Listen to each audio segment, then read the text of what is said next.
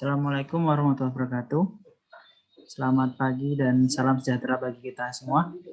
Kita akan membahas mengenai perancangan dan produksi media di masa pandemi. Nah, untuk perancangan dan produksi media di masa pandemi, ini berdasarkan latar belakangnya adalah adanya surat edaran dari Kemendikbud dari Sekjen nomor 15 tahun 2020 di mana bahwa kegiatan belajar yang dilaksanakan di dalam rumah atau dari rumah semasa masa pandemi COVID-19 tujuannya adalah untuk pemenuhan hak peserta didik serta mencegah adanya penularan penyebaran COVID-19 di satuan pendidik serta memastikan bahwa adanya dukungan psikologis serta psikososial bagi pendidik, peserta didik, dan orang tua ataupun wali. Nah, kebijakan ini akan mungkin terus dilaksanakan seiring dengan penyebaran COVID-19 di Indonesia.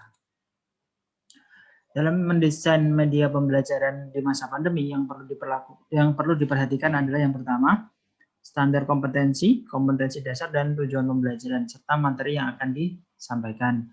Nah, setelah kita tahu SK, KD tujuannya, maka buatlah medianya, tetapkan dulu medianya apakah video, gambar, TTS, pop-up.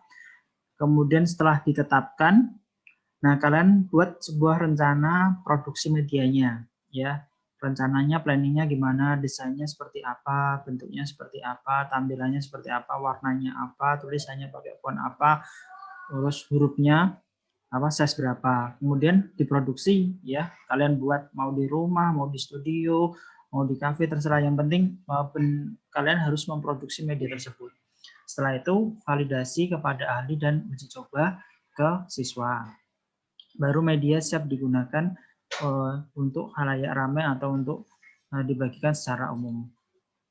Nah, berdasarkan dari Kemendikbud, ya, ada beberapa fasilitas PJJ yang dapat digunakan guru dan siswa selama masa pembelajaran ini.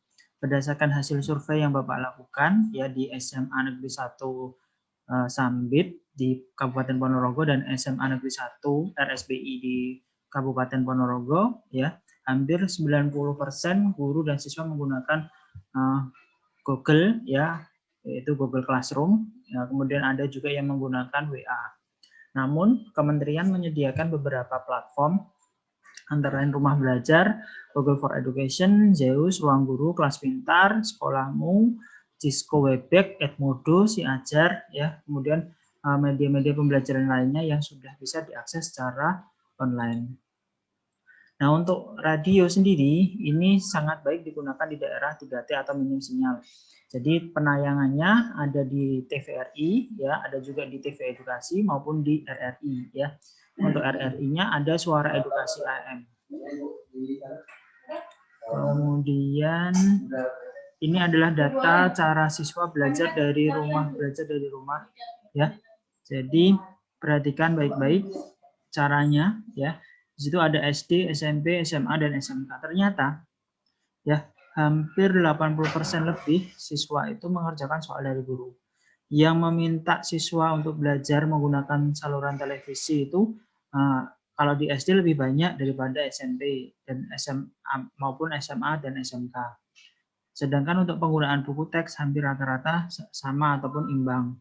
Ya, interaktif dengan guru, ya, masih tergolong rendah. Ya, yang paling rendah adalah memang belajar menggunakan radio, karena radio itu hanya ada di 3T. Nah, untuk prinsip pembelajaran jarak jauh yang perlu diperhatikan, yang pertama, ya, adalah memberikan pengalaman belajar yang bermakna bagi siswa. Fokus kepada pendidikan kecakapan hidup, the way of life, ya, termasuk yang bersifat inklusif maupun kontekstual. Kemudian penugasan itu harus bervariasi sesuai dengan minat dan kondisi. Jangan terlalu dipaksakan, ya, untuk pemberian tugasnya. Nanti kalau kalian jadi guru, ya, sesuaikan dengan kondisi di lapangan. Pendidik harus memberikan umpan balik, ya. Jadi kayak Bapak itu di Google Classroom kadang menilai, ya. Kalau misalkan masih banyak belum bisa dinilai, ya. Nanti tunggu umpan baliknya, ya. Bisa diberikan di kolom chat, ya. Terus mengedepankan pola interaksi dan komunikasi yang positif. Kemudian metodenya, ya, pembelajaran jarak jauh atau daring bisa menggunakan berbagai platform dari Google, Webex ataupun Microsoft Teams, ya.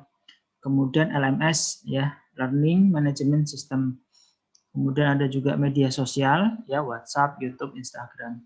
Kalau yang di luar daringan itu bisa menggunakan modul, buku, bahan ajar, radio, televisi ya.